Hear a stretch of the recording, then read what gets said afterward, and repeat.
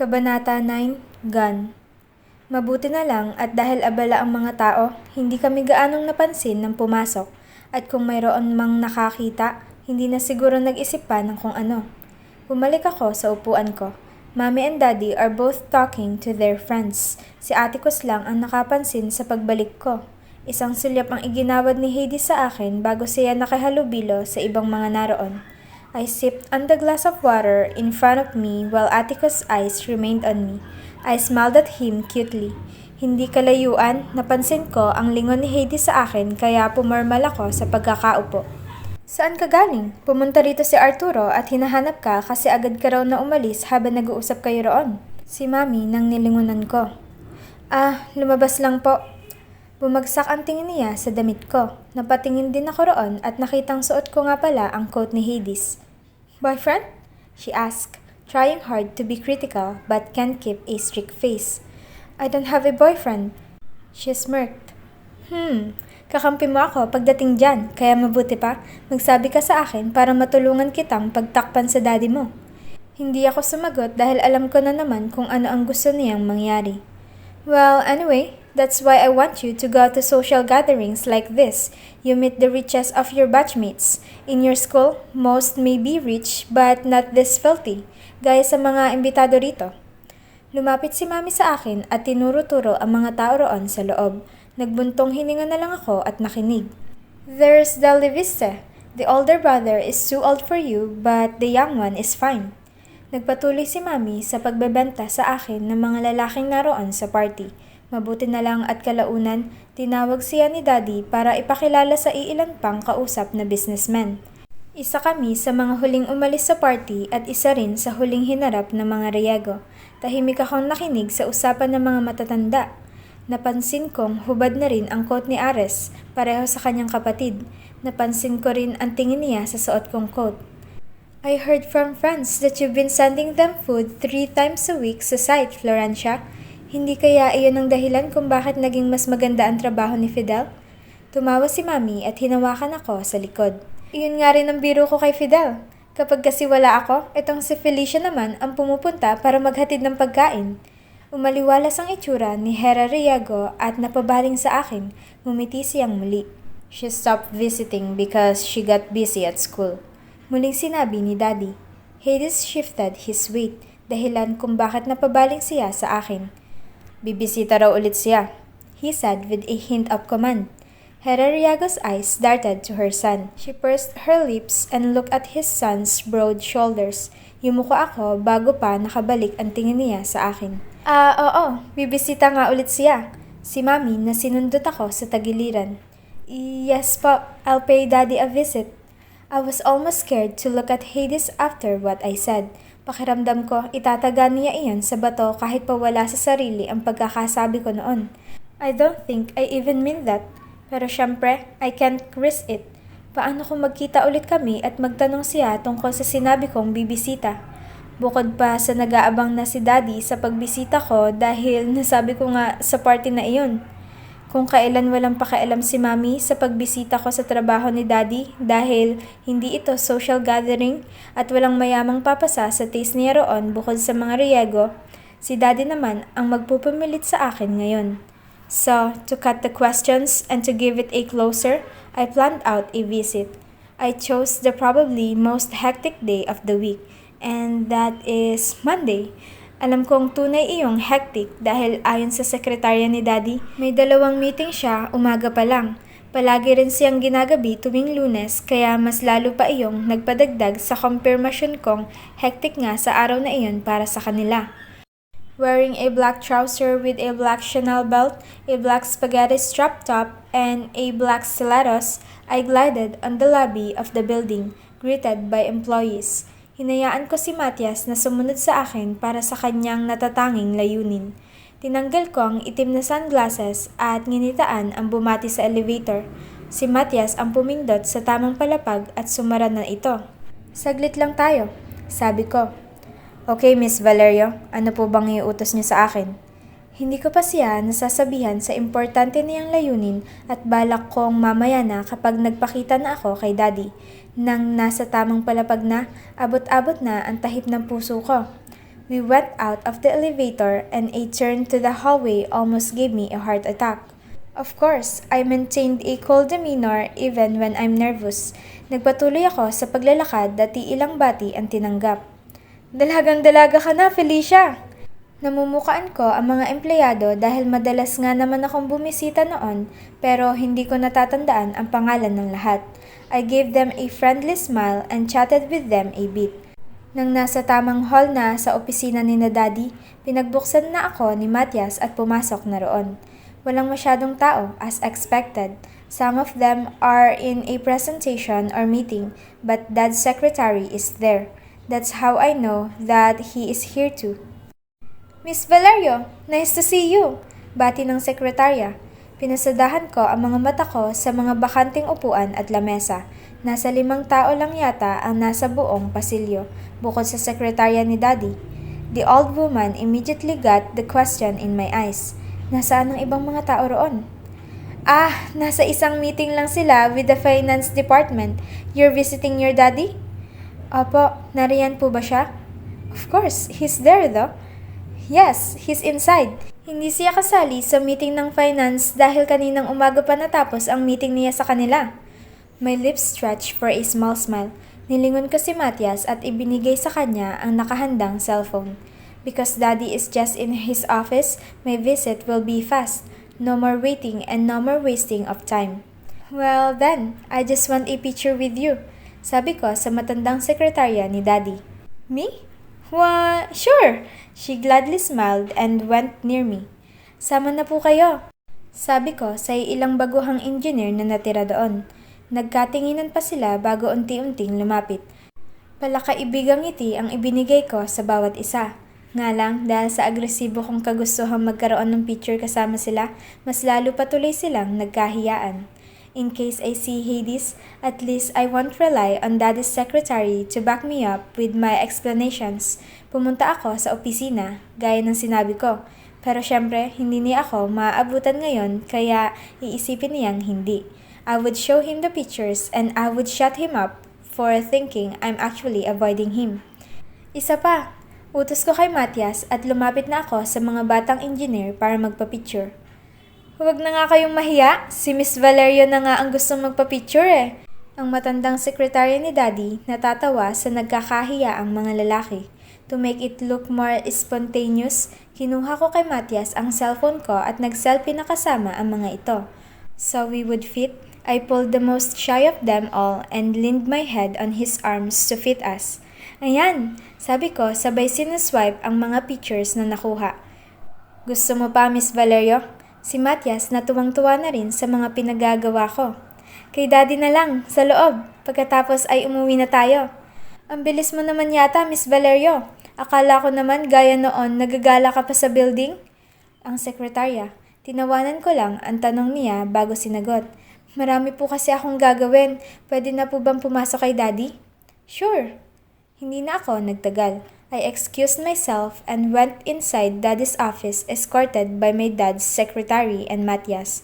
Naroon nga si Daddy at naabutan kong may tinitipa sa kanyang computer. He wasn't surprised when he saw me but he sure looked so pleased. Felicia, he smiled and opened his arms to welcome me.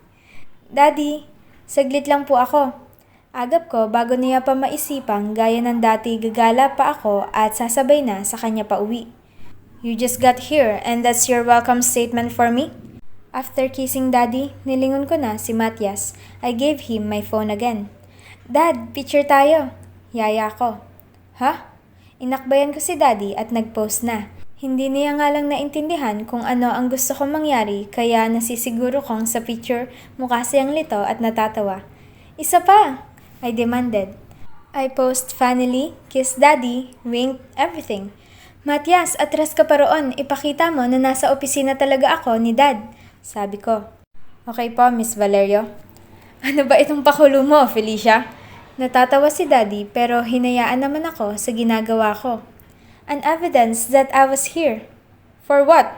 Si Daddy na hindi pa rin nagpo-post sa bawat click ni Matias. Come on, Daddy. I'm doing this fast because I don't wanna stay. Nabitin sa ere ang mga sinasabi ko nang nalingunan ang malayong corner sa opisina ni Daddy. Madilim na nakatingin si Hades sa amin habang sa gilid niya ay ang tanawin ng kalakhan ng syudad. Puro nagpapaligsahang gusali ang naroon at ang maulap na langit sa hapong iyon. Ano ba ito? Ulit ni Daddy samantalang matindi na ang pagkakatigil ko. Evidence that you visited here, Feli? Para saan? Isa pa po ba ma'am, para maraming ebidensya? Si Matias na mas lalo nagpabaon sa isa na namang kahihiyan. Hades slowly walked towards Daddy's table. Tumawa si Daddy nang nalingunan ulit ang gulat ko. May kasama ka pala, Daddy? I uttered even when I already wanna faint now. Good afternoon, Engineer Riego. Mabilis na bati ni Matias nang nakita ang tinutukoy ko. He moved like a cat, careful and precise, like a soldier in war, discreet and silent. Nang dumating ako'y hindi ko man lang namalayan na naroon siya sa corner o dahil ba masyado akong okupado sa layunin ko na hindi ko na pinasadahan ng tingin ang buong opisina. Hades is wearing his tie loosely and his white long sleeves were rolled to his forearm. He's wearing a dark gray slacks and a dark brown shoes. At uminit ang pisngi ko nang napansing sobrang tagal ng titig ko sa kanya. Napakiramdam ko, ramdam na ramdam niya na naman ang pagkakamangha ko. Good afternoon. He bowed lightly to my bodyguard. Are we disturbing a private meeting? Mabilis kong nakapa ang isang palusot. We should go. Iha, no. Pinag-usapan lang namin ni Hades ang minutes sa meeting kaninang umaga. Hindi ka papapasukin ng sekretarya ko kung may importante kaming pinag-uusapan, kaya it's okay. Bumaling ako kay Daddy. Kabadong-kabado na dahil palapit na si Hades sa gilid ko. Tumayo si Daddy at lumakad. Namilog ang mga mata ko at biglang nakaramdam ng mas matindi pang kaba. He pulled out the receiver of the intercom and said something to his secretary. Tapos na ba ang meeting? Please update me. Ilang sandali siyang nakinig bago niya binaba iyon at bumaling sa akin. I can feel Hades behind me. Hades, Engineer De Silva's available now. I'll talk to him. Do you have any more meetings for the day? Wala na po, Engineer. Tumango si Daddy bago tumingin sa akin. Dito ka muna, Iha. I have an important talk with another director. Hindi na, Dad. Aalis na rin kami ni Matias. Nagmamadali kong agap. Tinawanan lang ni Daddy ang sinabi ko. Bakit ka naman nagmamadali? Wala kang pasok at alam kong wala kang ginagawa sa bahay. Sumulyap siya sa likod ko. Besides, Hades is here. Isn't he a friend of yours? Napatingin ako kay Hades. Daddy looked at him too, with an obvious utmost trust. Hades smiled as a response. Dito ka muna at kakausapin ko lang si Engineer De Silva. Pero Dad, bago pa ako makapagpatuloy, dire-diretso na ang lakad ni Daddy palabas sa kanyang opisina habang tinatawag ang kanyang sekretarya. Tinitigan ko ang pintuang ngayon nakasarado na. Kaming tatlo na lang ang nasa loob ng silid at kung hindi mo bibilangin si Matias na tiling nakatayo at walang imik, kaming dalawa na lang talaga ni Hades. I didn't move. I couldn't. I stayed there standing as I watched the door, hoping bad that my daddy comes back in. Pictures as evidence of your visit? For whom? Napatingin ako kay Matias. Kitang-kita ko ang titig niya kay Hades na agad namang tinanggal at idiniretso na lang sa harap. Sa kawalan, like a queen's guard with no eye contact to anyone around. Unti-unti akong bumaling kay Hades at naabutan kong nakatingin siya kay Matias. Ilang sandali pa bago siya nagbuntong hininga at bumaling sa akin. For me, sabi ko. Naglakad siya lalo palapit at hindi ko na napigilan ang pag-atras dahil sa matinding kaba. Tumigil siya nang nakita ang reaksyon ko. For you? Hindi niya na dinagdagan pa ang distansya namin. Nanatili siya sa kinatatayuan at humilig na lang sa malawak na dulo ng lamesa ni Daddy. For what? So you can upload it on your social media accounts? No. Then for what? Wala lang. I don't see how it can be an evidence of your visit. May iba bang umaasa na bumisita ka rito, bukod sa daddy mo? Napasulyap ako sa kanya dahil alam naming dalawa ang sagot doon. Lumipat ang tingin ko kay Matias. His eyes remained in front of him like a British Queen's Guard, looking at nothing. Kapag pinapagalitan ako ni Daddy o Mami at naririnig ni Matias, walang problema sa akin. Minsan, hindi rin ako naiilang kung nag-entertain ng suitor o boyfriend sa harap niya. Sa kauna-unahang pagkakataon, naiilang ako sa presensya niya rito. At sa akin. My lips parted when I realized where Hades is going with this conversation. Not your dad. You told him it's an evidence of your visit. He wanted you to visit for real. So, the pictures you took for sure is for me. Natatawa-tawa ako. Hindi malaman kung ano ang sasabihin. Wow! I am completely lost for words. Suminghap siya. You want to show me you visited the office if I ask you in another time? Hindi naman sa ganon. You can't visit for real now? You just... Nagkibit siya ng balikat. Come here and take pictures for proof. In case I accuse you that you didn't visit. I am caught off guard and don't know how to turn the tables. Hindi pa nakakatulong na hindi talaga gumagana ang utak ko dahil siya ang kausap ko. Kung gumana man ito ngayon, it's all because of its emergency buttons. All of my brain cells died and it's a peaceful funeral in my head. I visited for real. Giit ko. Ngumuso siya, may multo ng ngiti sa labi pero lalo namang nagkasalubong ang mga kilay. You wanted to leave right away though. That's not how you visit the site some months ago. Muling nalaglag ang pangako, nangangapa ng salita sa dilim. You stay for at least 2 or 3 hours before going home. At may pasok ka noon. Ngayon, bakasyon, pero nagmamadali ka pa rin. A bulb lit up in my head.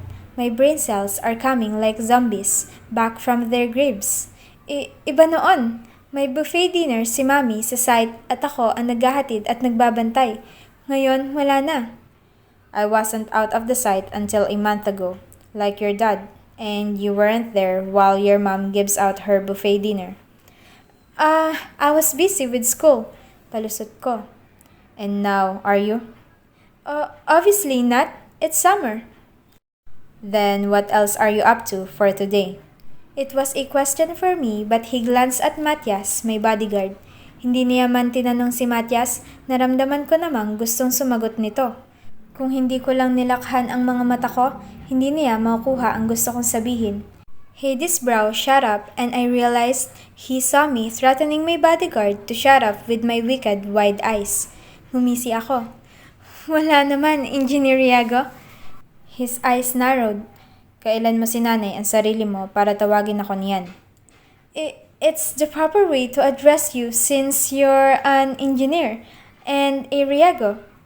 You knew I was an engineer when I got promoted into the field engineer, but you didn't call me engineer. Oh boy, these zombies sure have weak limbs. Why can't they fly like those hybrids in movies? I'm thinking it would be better to go back to labor work so you'd call me by my first name. So, you wanted me to call you by your first name? Kabado ako dahil Riago ka pero madali akong kausap. Hades, kung ganyan lang sana kadali. But I am nervous for real and looking at his eyes, seeing him like this, just makes me more tense. I'm sorry, I croaked. Humaba ang katahimikan. Namataan ko ang bahagyang paggalaw ng mga mata ni Matias, nagbubuyong bumaling sa amin pero sa huli, pinangunahan ng pagiging profesional. So, the picture you took today is for me. Denying this feeling, like denying I ate a chocolate while my mouth is messy with it. Hindi ako nagsalita dahil ayaw kong dagdagan pa ang kahihiyan. Pakiramdam ko naman, hindi iyon tanong. He knew and he doesn't need an answer. So, when I accused you, you didn't visit, you have proof. Are you scared to see me? I'm not. Oh yeah? Amusement was etched on his tone. Then, will you visit again, like before? Napatingin ako kay Matias na mukha ng constipated katitingin sa kawalan. Like before? You mean with the lunchbox? Uminit ang pisngi ko lalo na nang unti-unting umisi si Hades. My eyes slightly widened as I took in his complete expression. Ang tagal din nang huli ko siyang natitigan ng ganito. My breathing slowly became heavier. Tumaan ang mga mata ko sa kanyang kilay, sa kanyang ilong, sa kanyang labi, at sa paraan ng kaunting kilos niya para makalapit, ang kanyang kamay na nasa bulsa at ang isa'y nakahawak sa lamesa. Tumigil palalo ako sa paghinga at pakiramdam ko tumigil na rin ang mundo.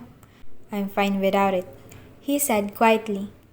Hindi na nagpapabuffet si Mami at hindi ako marunong magluto. Shit, do I have to learn it now? Hindi naman sa ayaw ko, pero hindi ako kailanman nagkaroon ng dahilan para matuto.